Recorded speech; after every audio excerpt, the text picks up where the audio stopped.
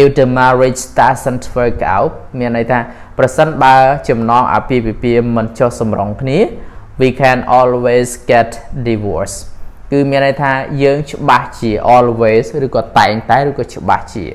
យើងប្រកាសជា get divorce គឺប្រកាសជាលែងលះបែកបាក់គ្នាហើយអញ្ចឹងបើចំណងអាពាហ៍ពិពាហ៍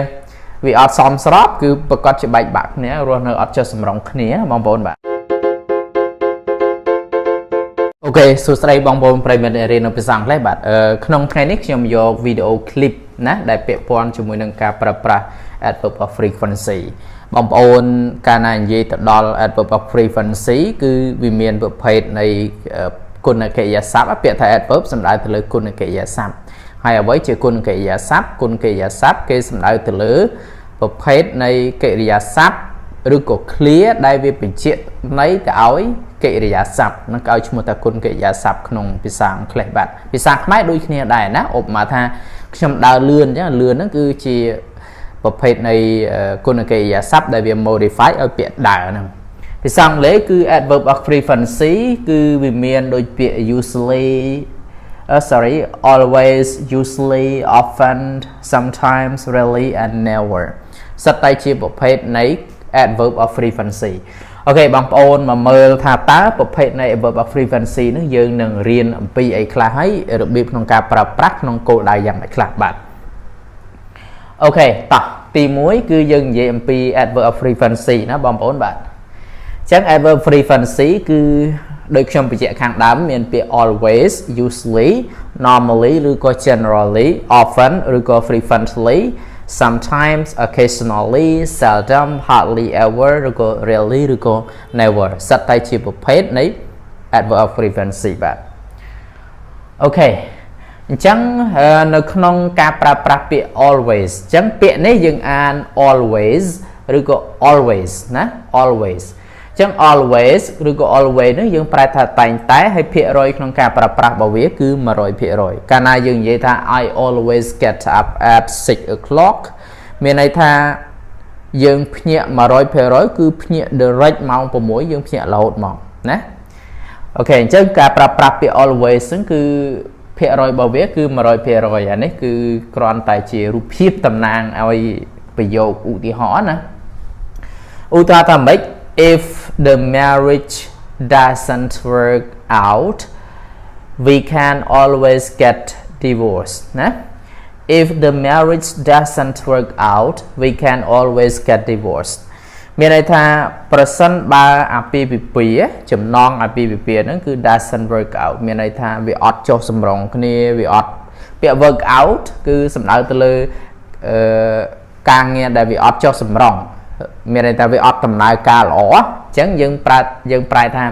if the marriage doesn't work out មានន័យថាប្រសិនបើចំណងអាពាហ៍ពិពាហ៍មិនចុះសម្រុងគ្នា we can always get divorce គឺមានន័យថាយើងច្បាស់ជា always ឬក៏តែងតែឬក៏ច្បាស់ជាយើងប្រកាសជា get divorce គឺប្រកាសជាលែងលះបែកបាក់គ្នាហើយអញ្ចឹងបើចំណងអាពាហ៍ពិពាហ៍វាអត់សមស្របគឺប្រកាសជាបែកបាក់គ្នារស់នៅអត់ចុះសម្រុងគ្នាបងប្អូនបាទ clear បន្តមកទៀតគឺពាក្យយើងអាន usually ណា usually ហ្នឹងគឺ 90% ឬក៏ក្នុងចំណុចខ្លះគេប្រើតែ 80%បើ almost always គឺ 90% ប៉ុន្តែនៅក្នុងក្បួនវេយ្យាករណ៍ភាសាអង់គ្លេសរបៀបក្នុងការប្រើប្រាស់ adverb of frequency គឺក្នុងទីនេះគឺយើងប្រើទៅដល់ 90% ណាអញ្ចឹងយើងអាន usually គឺយើងប្រែថាជាធម្មតាបាទឧទាហរណ៍ថា he usually arrives home about 1 o'clock ណាបងប្អូនឃើញរូបភាពនេះមានន័យថាម៉េចគាត់មកផ្ទះយឺតហ្នឹងប្រពន្ធគាត់ហ្នឹងរៀងមូម៉ៅរៀងអត់សូវពេញចិត្តអត់សូវសប្បាយចិត្តពេលដែលប្តីមកផ្ទះយូរចឹង he usually arrives home about 1 o'clock មានន័យថាតាមធម្មតាណាតាមធម្មតាគាត់នឹងគឺមកផ្ទះណានៅម៉ោង1ណា1 o'clock នៅម៉ោង1អញ្ចឹងមករៀងយឺត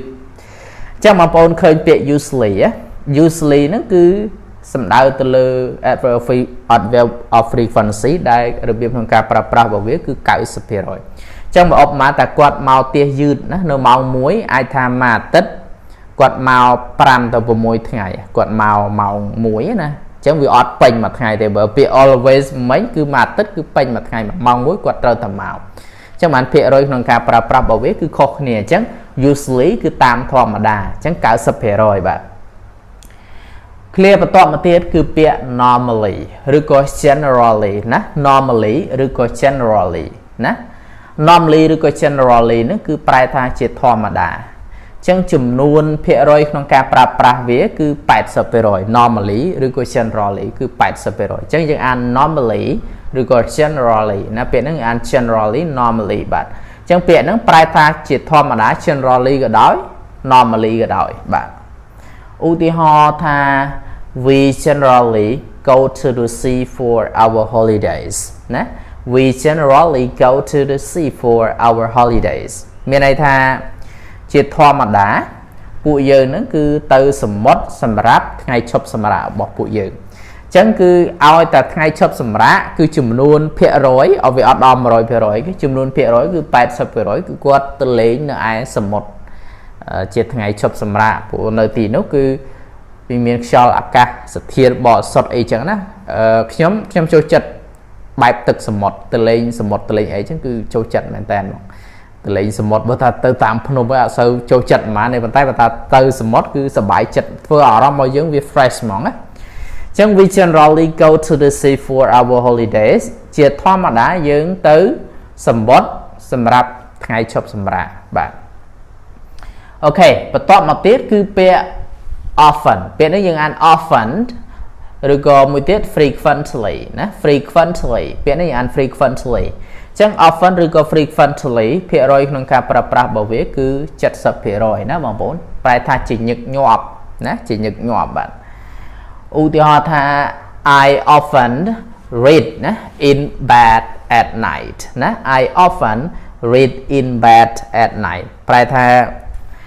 ជាញឹកញាប់ណាខ្ញុំអានសៀវភៅ in bed ណាក្រែគេង at night នៅពេលយប់មានន័យថាគាត់អានសៀវភៅលើក្រែគេងនៅពេលយប់អញ្ចឹង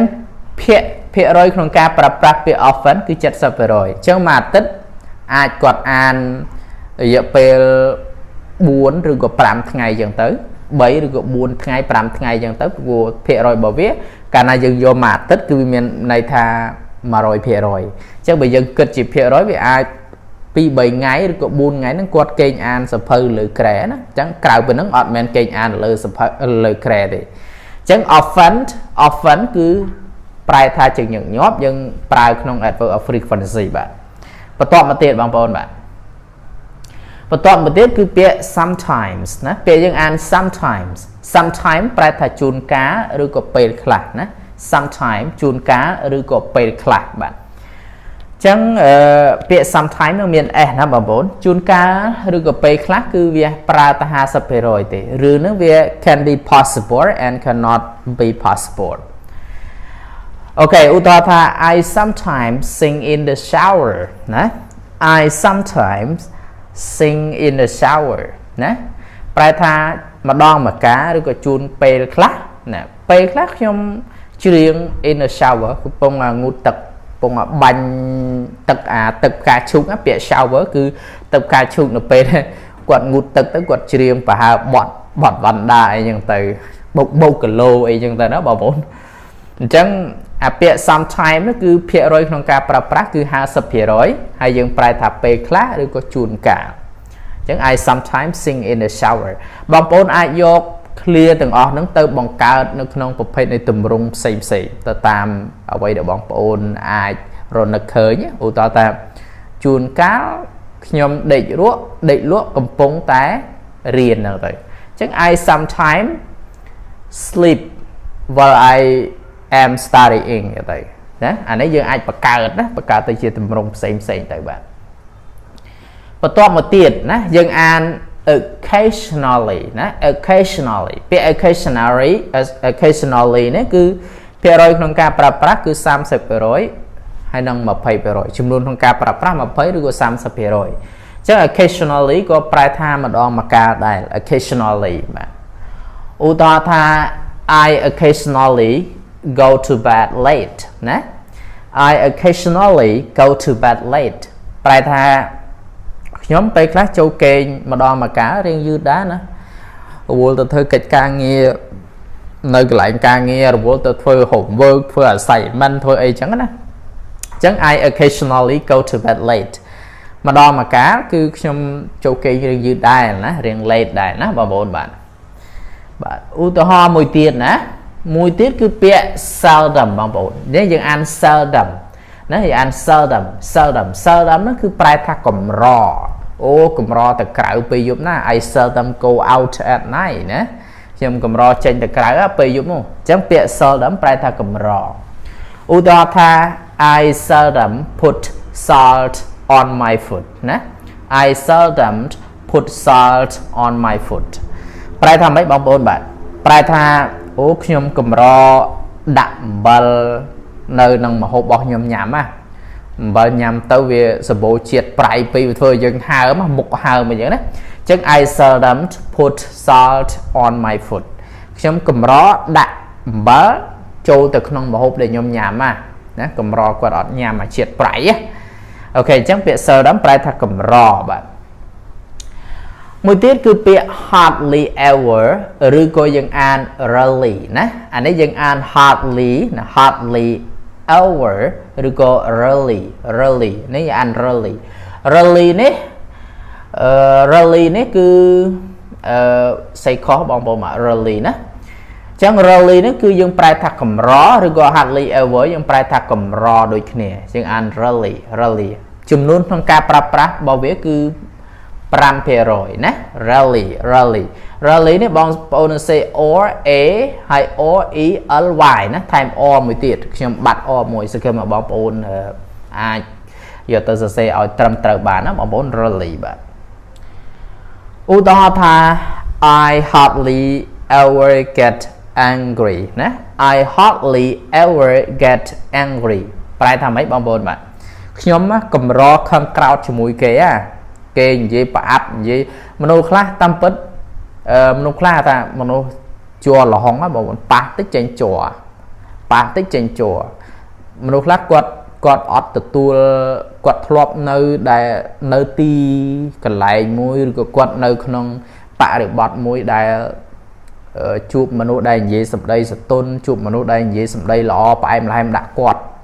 ដល់ទៅពេលគាត់ជួបបរិស្ថានខាងក្រៅជួបរឿងខាងក្រៅគេនិយាយមកអត់លើកទឹកចិត្តគេនិយាយមកប្រអាប់ឬក៏គេនិយាយមកប៉ះពាល់អារម្មណ៍មកអញ្ចឹងគឺគាត់ hardly ever get angry សម្រាប់ខ្ញុំចូលចិត្តលេងស្អើចច្រើនហើយចូលចិត្តនិយាយលេងហើយនិយាយគេនិយាយមកក៏មិនងាយខឹងទេដែរបាទហើយបើខឹងឆាប់បាត់ទៀតអត់ដឹងពីចរិតរបស់ខ្លួនឯងទេបាទតែមនុស្សខ្លះអត់ទេអញ្ចឹងគាត់ថា I hardly ever get angry ខ្ញុំកម្រខឹងក្រោធជាមួយគេណាគេនិយាយមិនគុំងាយខឹងក្រោធគេដែរណាលើកលែងគេជេរម៉ែណាបងប្អូនបាទអូខេ clear បន្ទាប់មកទៀតណា clear បន្ទាប់មកទៀត clear ចុងក្រោយគឺយើងអានថា never ណា never ហ្នឹងគឺ 0% អត់ដែរហ្មងបបថា I never go to America ខ្ញុំអត់ដែរទៅអាមេរិកទេគឺគាត់អត់ដែរសោះហ្មងអញ្ចឹងភាគរយរបស់វាគឺអត់មានតែធ្លាប់ទៅម្ដងម្កាលទៅអើតមកប៉ាក់មកពើអីអត់ដែរគាត់អត់ដែរទៅសោះហ្មងអញ្ចឹងគេប្រើពាក្យ never ណា never ហ្នឹងប្រែថាមិនធ្លាប់ឬក៏មិនដែរបាទឧទាហរណ៍ថាម៉េច vegetarians never eat meat ណា vegetarians never eat meat ប្រែថាម៉េចបងប្អូនបាទអ្នកតមពាក្យ vegetarian ហ្នឹងគឺអ្នកតមសាច់ណា vegetarian អ្នកតមសាច់ហ្នឹងគឺ never eat meat គឺអត់ដែរញ៉ាំសាច់ទេណា vegetarian eat meat never eat meat អញ្ចឹងដោយសារគាត់អត់ញ៉ាំសាច់ដោយសារគាត់តមសាច់អញ្ចឹងភាគរយក្នុងការប្រើប្រាស់គឺ 0% គឺគាត់អត់ដែរញ៉ាំអត់ដែរញ៉ាំសាច់ដោយសារគាត់ជាមនុស្សតមសាច់តោះទេបងប្អូនបាទអូខេអញ្ចឹង clear ក្នុងភាសាអង់គ្លេសដែលពាក់ព័ន្ធជាមួយ adverb of frequency សង្ឃឹមថាបងប្អូនរៀនបានជាប្រយោជន៍ពូ adverb of frequency ហ្នឹងគឺជាប្រភេទនៃ adverb មួយដែលប្រើប្រាស់សម្រាប់និយាយក៏បានហើយជាពិសេស adverb ហ្នឹងគឺប្រើប្រចាំថ្ងៃតែម្ដងប្រើញឹកញាប់មែនតើហ្មង I usually go to school at 8 o'clock I always get up at 10 o'clock ដោយសារមនុស្សដោយសារឃើញបងប្អូនដែលគាត់សិក្សាអង់គ្លេសហ្នឹងគាត់ច្រើនតែនិយាយពាក្យ I always តែយកនឹងទៅពាក្យរយក្នុងការប្រើប្រាស់វាកម្រិតណាអញ្ចឹងបានរៀនពាក្យហ្នឹងទៅបងប្អូននឹងលែងច្រឡំថាគេប្រើប្រាស់ក្នុងលក្ខខណ្ឌបែបណាខ្លះបាទអូខេបាយបាយជួបគ្នានៅវីដេអូក្រោយទៀតបាយបាយបាទ